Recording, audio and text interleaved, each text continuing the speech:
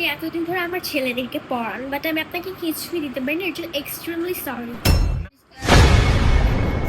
আচ্ছা দেনু, তোমাদেরকে এতদিন ধরে পড়াই, একটা দিন তো চা নিয়ে আসলা না। আজকে আমার অনেক মন চাচ্ছে চা খাইতে, একটু নিয়ে আসবে? স্যার, আপনাকে যে চা খাওয়াতে পারি না এটা তো আমার দুর্ভাগ্য। স্যার, শুধু কি চাই খাইবেন? আসলে চায়ের সাথে যদি একটু বিস্কিটটা থাকতো খুব ভালো হতো। আমাদের পাশে তো চা বিস্কুট সব সময় থাকে। আমার বাবা তো বিস্কুট কোম্পানিতে চাকরি করে। তাহলে যাওয়ার সময় আমাকে এক প্যাকেট বিস্কিট দিয়ে দিও। স্যার, বিস্কুট আপনারা এখন দেন নাকি এর আগে দেখেন? স্যার, আমি যাইতেছি।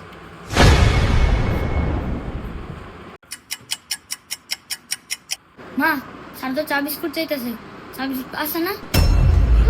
চা বিস্কুট চাই? আমার ঘরে সবসময় অল টাইম চা বিস্কুট থাকে। তুই যা, আমি আইতাছি। স্যার বলে আসছি, এখনই দিতেছে। আচ্ছা, আপনি এতদিন ধরে আমার ছেলেদেরকে পড়ান, বাট আমি আপনাকে কিছুই দিতে পারিনি। এর জন্য এক্সট্রিমলি সরি। না আন্টি, সমস্যা নেই। আচ্ছা স্যার, তাহলে আপনি একটু খান, আমার একটু কাজ আছে, আমি গেলাম।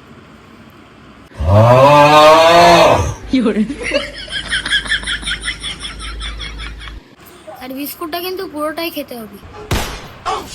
না না, সমস্যা নেই, তোমার মাকে আমার ধন্যবাদ জানিও। বন্ধুরা, টিউশনি করাতে এসে কখনো খাবারের আশা করবেন না। খাবারের আশা করলে এই স্যারের মতন অবস্থা হয়ে যেতে পারে। ভিডিওটি ভালো লাগলে অবশ্যই লাইক কমেন্ট শেয়ার করে দিবেন।